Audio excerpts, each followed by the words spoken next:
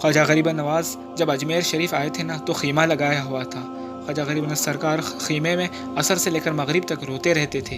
ایک نوجوان اجمیر سے باہر گیا تھا پڑھنے کے لیے، واپس آیا، خیمے کے قریب سے گزرا تو رونے کی آواز آئی۔ فوراً دیکھتا تو خواجہ غریب نواز سرکار رو رہے ہیں۔ ابھی وہ شخص غیر مسلم تھا، وہ شخص اسلام قبول نہیں کیا تھا۔ فوراً گھر جاتا ہے، ماں سے پوچھتا ہے، ماں یہ مسلمانوں کے بابا کیوں روتے ہیں؟ ہر روز گزرتا ہوں، عصر سے مغرب کے مابین جو وقت ہے یہ وقت وہ روتے رہتے ہیں۔ ماں نے کہا جاؤ ان سے پوچھو کہ کیوں روتے ہو۔ وہ نوجوان خواجہ غریب نواز رحمۃ اللہ علیہ کے خیمے کے اندر آیا اور کہا، بابا میں روز یہاں سے گزرتا ہوں، آپ کے رونے کی آواز آتی ہے، بتائیے آپ کیوں روتے ہو، آخر ماجرا کیا ہے؟ کہا جاننا چاہتے ہو؟ میں کیوں روتا ہوں؟ میں نے ایک مدت اپنے مرشد کے ساتھ گزاری ہے، مجھے اپنے پیر کی یاد رلاتی ہے، میں عصر سے مغرب کے وقت تک مرشد کی یاد میں روتا رہتا ہوں۔ اس نوجوان نے کہا، میں نے تو سنا تھا کہ انسان کو جب درد ہوتی ہے، تکلیف ہوتی ہے، تکلیف انسان کو رلاتی ہے، آپ کو تو محبت ہے، محبت میں بھی انسان کو رونا آتا ہے۔ کہا ہاں اے نوجوان، انسان محبت میں بھی روتا ہے۔ تو کہا مجھے بھی رونا ہے، میں بھی رونا چاہتا ہوں، مجھے بھی رونا سکھا دیجئے۔ تو آپ رحمۃ اللہ علیہ نے کہا، رونا چاہتا ہے تو دو شرطیں ہیں، ایک مسلمان ہو جا اور دوسرا میرا مرید ہو جا۔ اس شخص نے کہا، ماں سے اجازت طلب کروں گا۔ ماں کے پاس گیا اجازت لینے کے لیے۔ ماں نے کہا، تو ضدی ہے، جب تو ارادہ کر لیتا ہے تو جو ارادہ کرتا ہے تو پورا کرتا ہے، جا جو کرنا چاہتا ہے کر۔ خواجہ غریب نواز کے بارگاہ میں حاضر ہوا، اے بابا میں بھی مسلمان ہونا چاہتا ہوں، مجھے بھی مرید کر لیجئے۔ خواجہ غریب نواز نے مرید کر لیا، خواجہ غریب نواز سرکار کا مرید ہو گیا۔ خواجہ غریب نواز سرکار نے کہا، سارا وقت اب میرے ساتھ گزرے گا۔ ناشتے کے وقت خواجہ غریب نواز سرکار کے ساتھ، سحر کے وقت خواجہ غریب نواز سرکار کے ساتھ، پورا دن اسے خواجہ غریب نواز سرکار کے قرب کی کچھ ایسی عادت ہو گئی تھی۔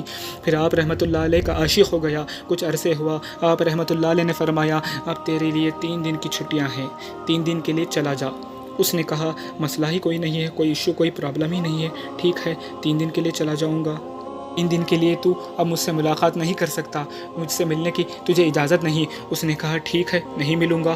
اب گھر گیا۔ پہلے دن یہ وہ نوجوان تھا جو 3 روٹیاں کھایا کرتا تھا، آج ایک لقمہ بھی نہیں کھا پایا، ایک لقمہ بھی نہیں کھا پایا۔ اسے کچھ ہو گیا، کچھ کمی سی محسوس ہو رہی۔ یوں وقت گزرتا گیا، رات کا وقت آیا، آنکھ نہ لگی، سو نہ پایا تو مکان کی چھت پر چلا گیا۔ ماں نے دیکھا کہ بیٹا چھت پر کیوں چلا گیا؟ ماں چھت پر جاتی ہے، بیٹا کیا ہوا؟ پتہ نہیں ماں، پتہ نہیں ماں، میں فوراً سو جایا کرتا تھا، آج نیند بھی نہیں آ رہی، آج کھانا بھی نہیں کھایا، ماں تو چلی جا، ماں تو چلی جا۔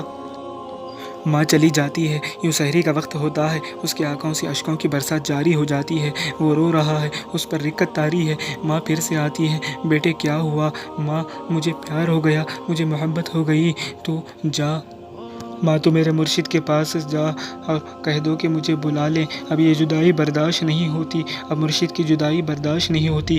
ماں فوراً خواجہ غریب نواز کے بارگاہ میں حاضر ہوتی ہے اور کہتی ہے کہ میں نہیں جانتی اے مسلمانوں کے بابا، آپ نے میرے بیٹے کو کیا دے دیا، تمہارا تعلق نہیں سمجھ پاتی، تمہارا رشتہ نہیں سمجھ پاتی، لیکن وہ رو رہا ہے اور کہتا ہے واپس بلا لیں۔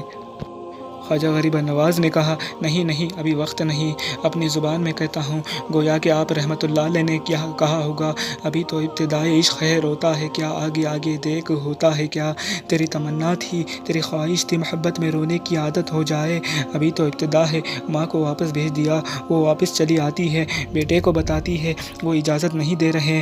ماں سن لے، اب اگر نہ بلایا تو میں مر جاؤں گا، یہ محبت مجھے مار ڈالے گی، ماں مجھے زندہ دیکھنا چاہتی ہے تو میرے مرشد کو راضی کر لے، میرے مرشد کو بتا دے، اب یہ جدائی برداشت نہیں کر سکتا۔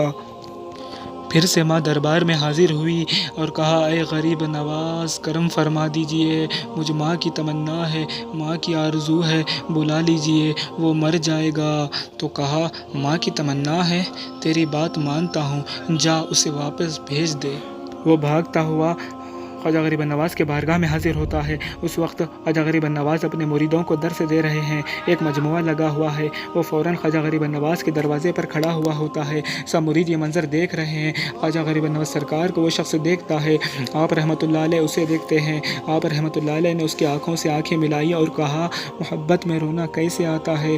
اس نے کہا، اے غریب نواز رحمۃ اللہ علیہ کرم فرما دیجئے، فوراً آپ کے قدموں میں گر پڑتا ہے، آپ رحمۃ اللہ علیہ کے قدموں سے لپٹ گیا اور سب مریدین یہ منظر دیکھ رہے ہیں اور حیران ہو رہے ہیں۔ وہ مرید نہیں سب مرید رو رہے ہیں، اس پیار کے رشتے کو دیکھ رہے ہیں۔ ایک عجیب و غریب منظر ہے۔ پھر خواجہ غریب نواز نے کہا، آج رات تو نے کھانا کھایا تھا؟ کہا نہیں کھایا تھا۔ تو آپ نے فرمایا میں نے بھی نہیں کھایا تھا۔ پھر خواجہ غریب نواز نے فرمایا آج رات تو سویا تھا؟ تو کہا نہیں سویا تھا۔ آپ نے فرمایا آنکھ مجھے بھی نہیں لگی، نیند مجھے بھی نہیں آئی، یہ منظر سب مرید دیکھ رہے ہیں۔ وہ مرید بھی رو رہا ہے، آپ رحمۃ اللہ علیہ کی آنکھوں میں بھی اشکوں کی برسات جاری ہے۔ یہ وہ رونے والوں کا مقام ہے۔ یہ ڈسکشن ہو رہی ہے پیر و مرید کی اور آنسو باتیں کر رہے ہیں۔ میری داستان حسرت وہ سنا کے روئے، میری داستان حسرت وہ سنا کے روئے، میرے آزمانے والے مجھے آزما کے روئے۔ کوئی ایسا دل ہو فسانہ محبت، میں اسے سنا کے روؤں وہ مجھے سنا کے روئے۔ یہ چشتیوں کا رونا ہے، ہم رونے پہ آ جائیں تو دریا ہی بہا دیں، شبنم کی طرح ہمیں رونا نہیں آتا۔